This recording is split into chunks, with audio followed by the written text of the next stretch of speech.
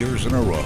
All right, on this Tuesday, still so much smoke in our skies. Yep, Alana standing by with everything we need to know. We've pushed some of that thick smoke out of the region, which is good news there, and we've got some wet weather. Okay, we're going to start with the winds because that's what's helping us out in the weather world when it comes to that smoke. Southwesterly winds here on the Colonial Flag, which also shows the moisture moving in the way of clouds. Those clouds topped our daytime heating, and we did get gusty southwesterly winds, 33-mile-per-hour gust in Salt Lake, as well as Provo, Wendover, and you can see where we clocked other good numbers. Just some unintended benefits of southwesterly winds when it comes to pushing the smoke. A lot going on in the weather world. We break it all down because we've got moisture on the move, flash flood concerns that you need to know about for your Wednesday, an update on that smoke, and that wet weather. Is it going to hit your backyard, and what to expect because we've got tropical remnants there. Satellite radar shows us how we had some scattered storms earlier in the afternoon, a little more isolated in the north, but now they have filled in. We are going to see rain overnight in southern Utah, pushing into the central portion of the state, and at times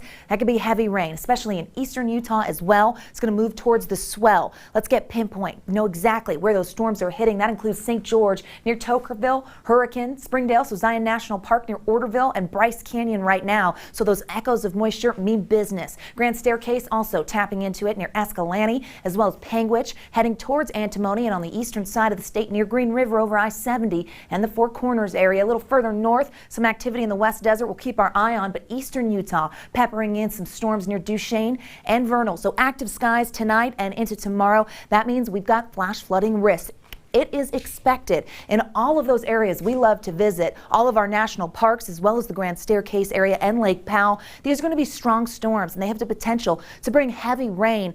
Tropical Storm Nora kind of divvying up some moisture there. Daytime highs today were in the 90s, 93 in Salt Lake, 96 in St. George and Moab. Tomorrow, cooler, more cloud cover. We're going to back off of that heat. We do have some smoky skies. Hazy, though, tonight. Thanks, Meg Roberts, for sending us that picture. That's improvement. Southwesterly winds kind of pushing those thicker plumes to the north. We love seeing that, and that's going to continue into tomorrow. Moderate air quality for northern Utah, clean down south. That is good news when it comes to the smoke, but wet weather, it's going to be here into tonight, overnight, and for tomorrow, becoming more scattered along the Wasatch Front.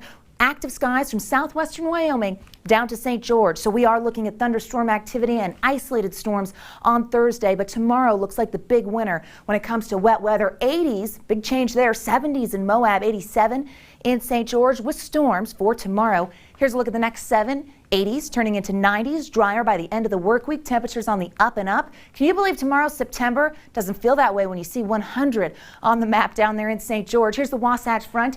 80s for the next 7 days. Scattered storms tomorrow, more isolated Thursday, drying out as we get through the weekend. Happy September. Glenn, Emily, over to you.